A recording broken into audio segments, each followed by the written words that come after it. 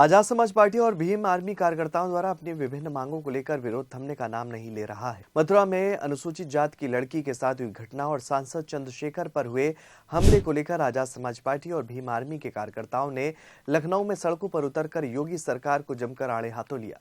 बता दें कि मामला अब समय के साथ बढ़ता हुआ नजर आ रहा है।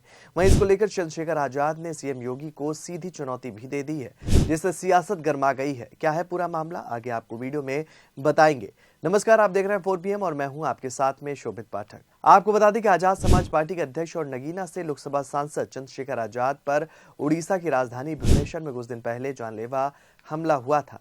ये घटना एक जनसभा कार्यक्रम के दौरान हुई थी। आपको बता दें कि इस घटना को लेकर चंद्रशेखर ने दावा किया था कि अखिल भारतीय विद्यार्थी परिषद के कार्यकर्ताओं ने इस हमले को अंजाम दिया है और इसके बाद मथुरा में नगीना सांसद चंद्रशेखर आजाद के काफिले पर हमला किया गया और उनके काफिले पर पत्थर भी फेंके गए। सड़क के किनारे खड़े बाइक सवारों ने काफिले पर पत्थर फेंका।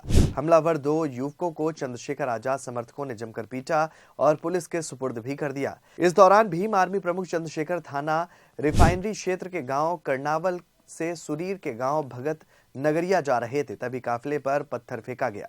इस हमले में एक युवक को मामूली चोटें भी आई हैं और एक गाड़ी में पत्थर लगा। नगीना सांसद चंद्रशेखर आजाद के काफिले पर मथुरा के सुरीर गांव में 500 मीटर पहले यह हमला हुआ था।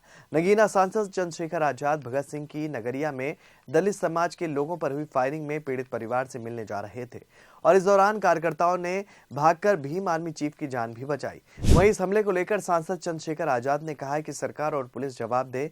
जब सांसद सुरक्षित नहीं तो दलितों की यूपी में क्या स्थिति होगी। मेरे ऊपर हमला प्रायोजित था। सोशल मीडिया पर लगातार धमकियां दी जा रही थी। पुलिस ने नहीं की कार्रवाई। हमारे कई लोग इसमें घायल हुए हैं। भीड़ पत्थर और हथियार लेकर खड़ी थी और गाड़ियां दिखते ही हमला हो गया। इस दौरान हमलावरों ने जमकर पथराव भी किया। मैं अपने लोगों के आशीर्वाद की बदौलत सुरक्षित हूं और क्या कुछ कहा, जरा सुनिए। लोकतंत्र में जब तक आप सत्ता में बैठी सरकारों की नींव नहीं हिलाओगे तब तक बात नहीं बनेगी। तो हमने तय किया है, क्योंकि पिछले कुछ दिनों में जो बाढ़ आई है, अन्य अत्याचार की जो बाढ़ आई, चाहे वो मथुरा की घटना हो, चाहे वो मेरठ की घटना हो, चाहे बुलंदशहर की घटना हो, चाहे जलालाबाद की घटना हो, चाहे मुरादाबाद की घटना हो, या अन्य प्रदेशों तमिलनाडु में बुलेट चलाने पर हाथ काटने वाली घटना हो, या सामाजिक बहिष्कार की घटना हो, या मार कर लटकाने की घटना हो,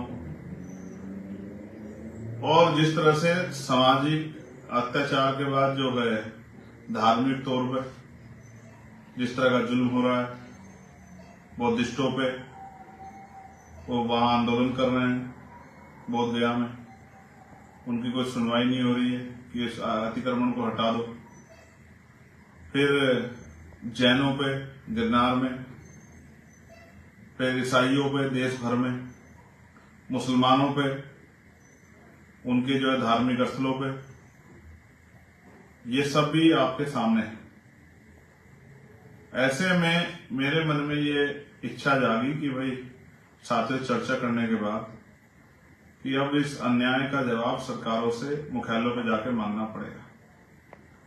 और एक बात मैं जो आपसे दोहरा रहा हूं, ये जो घटनाएं हो रही है इस पे बाबा साहब अम्बेडकर का बड़ा कंसर्न था। वो सोचते थे कि उन्होंने, आपको याद होगा गोलमेज कॉन्फ्रेंस, और गोलमेज कॉन्फ्रेंस के बाद जो है कम्युनल अवार्ड, और कम्युनल अवार्ड में एक चीज जो बहुत इंपॉर्टेंट है जिस पर अगर आप गौर करोगे, 2 चीजें, एक पहली अब बता रहे हैं उसके बाद की तत्काल। पहली ये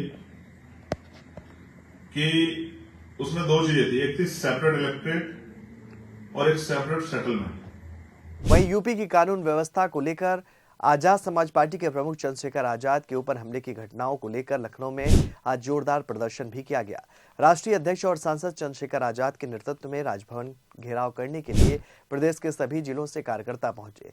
भीड़ को देख पुलिस ने हजरतगंज के चारों तरफ बैरिकेडिंग लगा दी। वहीं चंद्रशेखर को बिहार और उत्तर प्रदेश के बॉर्डर पर सैयद राजा में चंदौली पुलिस ने रोक लिया। हाईवे पर कई थानों की फोर्स मौजूद रही और इस दौरान उनकी पुलिस अधिकारियों से क्या बातचीत हुई, ये भी जरा सुनिए।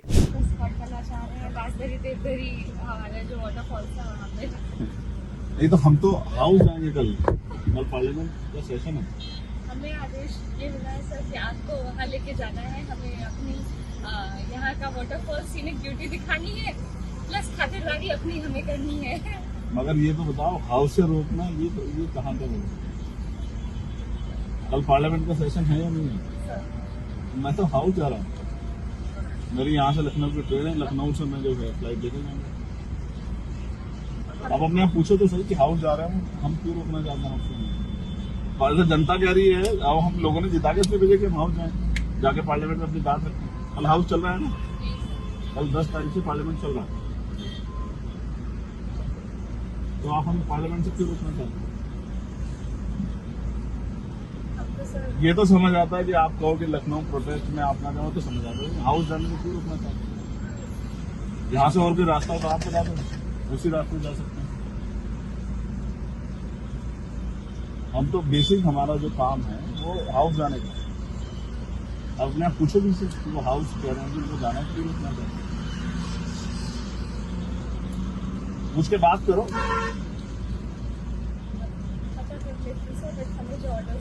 हाँ, एक बार बात तो करो, आप बात कर लो एक बार। अगर वो कहेंगे उसके बाद, तो फिर उसके बाद देखते हैं। लेकिन आप ये सोचो कि मैं अगर हाउस में जाऊंगा तो काम कौन करेगा मेरा?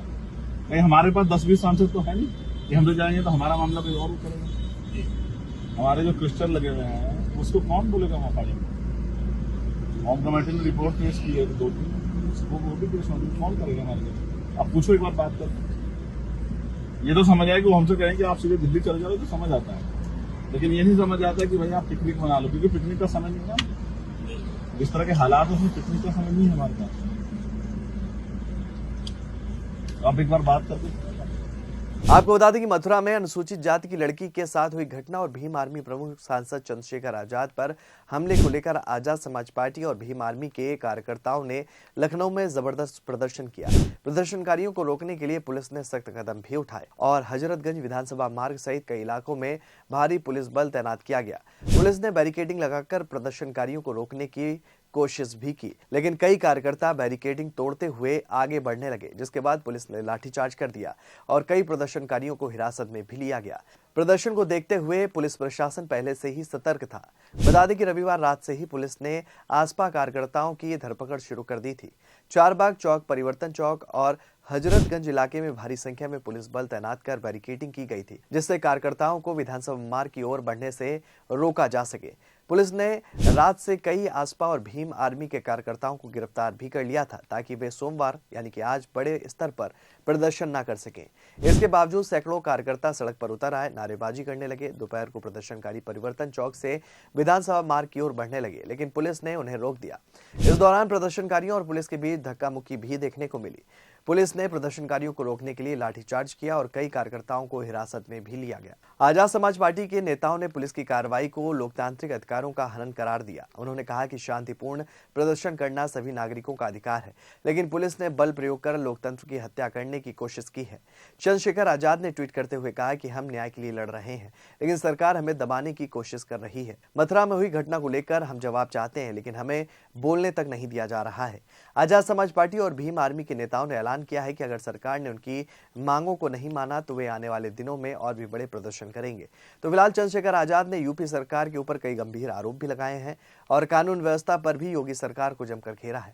अब देखने वाली बात यह होगी कि आजाद समाज पार्टी के प्रमुख चंद्रशेखर आजाद का अगला कदम क्या होगा, ये तो आने वाला वक्त बताएगा।